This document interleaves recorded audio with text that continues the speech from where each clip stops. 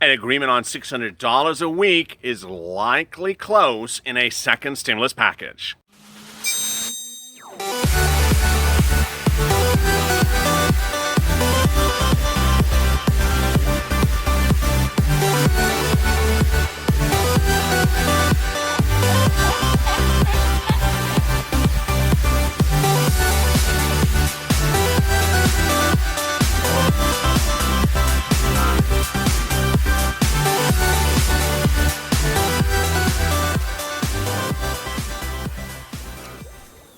Hey, good afternoon, everybody. This is LALATE with a second stimulus check update. This is Afternoons LALATE. I hope you're good and safe. Thank you for joining me.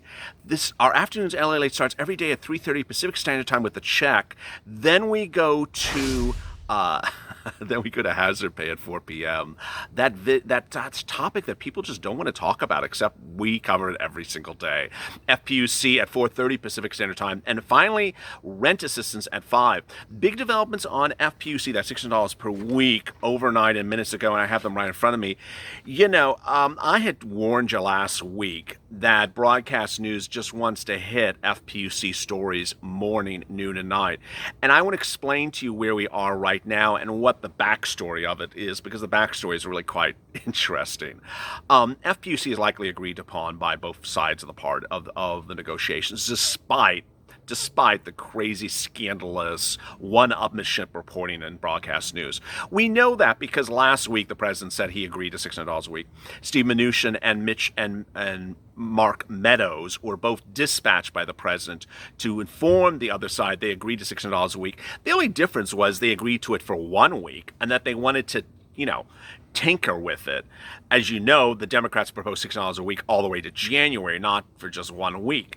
So then on Mornings LALATE and last night, I detailed to you a really shocking development, and that came from Nancy Pelosi, who is the chairman, who is the Speaker of the House. She is one of the Democratic negotiators, but is really the chief negotiator in the room. She came out and told news that I'm not moving on $600 a week. I'm never moving on $600 a week. I'm willing to walk on $600 a week. No American supports $200 a week. Everything she said so far is totally correct. And then she said this. She said, you know what? I'll move on $600 a week if the unemployment number drops, or when the unemployment number drops. That then sort of signaled where the negotiations have now landed. Steve Mnuchin's claim as Treasury Secretary to Donald Trump, being the lead negotiator for the Republicans in the room before Mark Meadows, who is the chief of staff to the president, is that we don't need $600 a week because there's so many damn great jobs out there and everyone has these jobs and no one's going back to the jobs and the employment numbers are so wonderful. No one's buying that, and really no one is buying that. Republicans are not buying it. Democrats are not buying it. And what happened was the Republicans came in a little too aggressively. They came in at $200 a week, which I had pre-warned before they introduced the bill that was going to be a backlash number, that if they came in at $500 or $450, that, maybe they would get a lot of broad support. The end result was no one liked $200. Mark Meadows really made I'm going to say it, an ass of himself, because on Sunday morning he appeared on broadcast news and said, I'm urging all Americans to call up their senators and urge them to demand Nancy Pelosi to give you $200 a week. Why are you saying that, Mark? Because the president only 24 hours earlier said, I agree to $600 a week. It's just really crazy. Lindsey Graham, who sometimes doesn't see eye to eye with the president, introduced a bill yesterday that said, okay, I'm going to give full unemployment benefits, contrary to Mitch McConnell, who wants to give, watered down benefits, or Steve Mnuchin, who wants to give you 70% unemployment benefits. So Republicans aren't supporting the position of the Republican bill. The numbers across the country are really staggering. When polled in swing states support $600, don't support $200. When polled in Republican strongholds, no one supports $200, they support $600. When polled in states that voted for Trump and are likely to revote for Trump again in the fall election, they support $600. They don't support $200. So it's really quite strange what's going on. And now what's happened is really the Democrats have not moved. This is hence the backstory.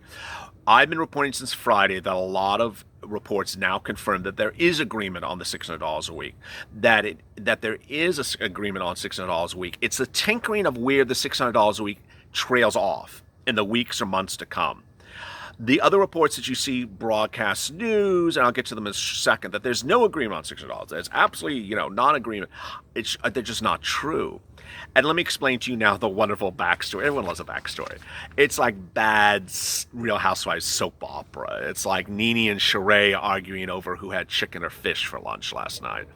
What the broadcast news reporters are trying to do with very, very bad, unskilled, unsophisticated, uninformed reporters is sit back and say, oh, I got a story for that stimulus thing. It's about unemployment. And so what they're doing now is they're literally going out and interviewing people whose unemployment benefits have been cut off. They don't have the $600 a week, and they're doing, personal pieces. I had my $600 a week. It's been cut off. I can't make my rent. Okay, there's that type of story. But then they're doing another type of story, which is to say, we're reporting exclusively that there's no agreement on the 600, and that they're now the Republicans are proposing 250 or 350 or 325, and then someone down the street says, "I heard it's 375." They're offering. It's just like ridiculous. It's like, come off of it. So I want you to put on your Princess Leia earmuffs and sort of ignore the chatter. It's like a big hot air balloon over Albuquerque, just not with a lot of colors. And so I want you to understand that it's just not happening. Nancy Pelosi has made very clear one thing. It's going to be $600 a week. She's not moving on $600 a week. It's just not moving. Economists now, new reports issued minutes ago, says no one sees it coming as $200 a week. Howard Schultz, who's former Starbucks CEO and of course announced his run for presidency, but backed out shortly thereafter, said there has to be lots of stimulus, not just a little bit of cafe latte stimulus. You need a grand frappuccino. I forgot the venti. What's the largest Starbucks size? You need the massive size grand venti stimulus. You can't have the mochaccino Chinese stimulus because it's not going to work. That's not the quote, but I'm making it more entertaining. So many of these businesses could have become the next Starbucks. It's really important to consider that. He's basically saying a lot of businesses and employees need the stimulus right now because they could be the future big business. But Schultz was asked, what would Starbucks have been like if they had just started out, that this was 1987 and the pandemic hit? He said Starbucks may not have survived.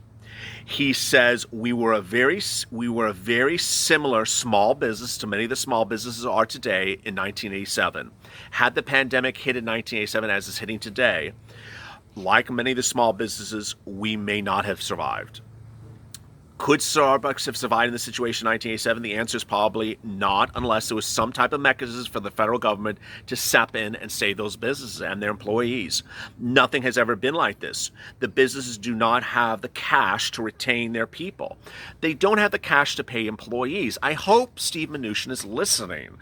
If he's not, call him up and say, Steve, listen to LALATE. Howard Schultz is saying, these small businesses don't have cash to pay employees. So they're laying them off. It's not like the employees are staying home. They don't have cash. They don't have the cash to buy inventory. They don't have the cash to pay rent. These are his quotes, not my words. They're desperate right now, and a week is like a year to them. Really overwhelming. The situation is so dire, and every day it goes by in which Speaker Pelosi and Leader McConnell and members of Congress are not acting and not walking in the shoes of the business people who deserve an opportunity, a lifeline. It's just a terrible situation for them in the country. What's going on, if you don't know, and I understand that this is a video about employees and their benefits, but the problem is that you have a congressional leadership and you have Steve Mnuchin and Mark Meadows thinking that businesses are all great and dandy and that they are employing people, that they're jobs for people. We don't need to worry about unemployment benefits. We don't need to worry about FPUC, that everyone has a job and that everything is back to normal. It's just hogwash. It's just a bunch of crapola crayons on parchment paper. It's just not happening. And so for people to sit back like Mitch McConnell several weeks ago and said, I don't need to give stimulus to employees. They're just staying home. There's jobs for them. They're not coming to work. It's just not true. And while we understand that there might be a political motive to say these certain things, ultimately, it's political suicide because there's a financial cliff. America's going over the financial cliff. The economic crisis is going to hit, and people need the stimulus. Well, here's the great news. After you hearing all that dire, horrible repertoire, the great news is you're going to get the $600 a week. Nancy is not moving on $600 a week. The Republicans are moving on $600 a week. The president last Friday said he'll agree to $600 a week. On Monday, Steve Mnuchin and Mark Meadows approached Nancy with an offer of $600 a week. They even confirmed it publicly on the record. They just said, we want to do $600 a week for 1 week. Yeah, for 1 week, that's not going to cut it. People are asking me a couple questions about FPUC, so let me answer them right now. First, retroactive benefits. Will I get retroactive benefits? Likely. That with those broadcast news reporters that don't do much of anything, you think they could ask a simple question like that? No. So when they have Nancy on TV and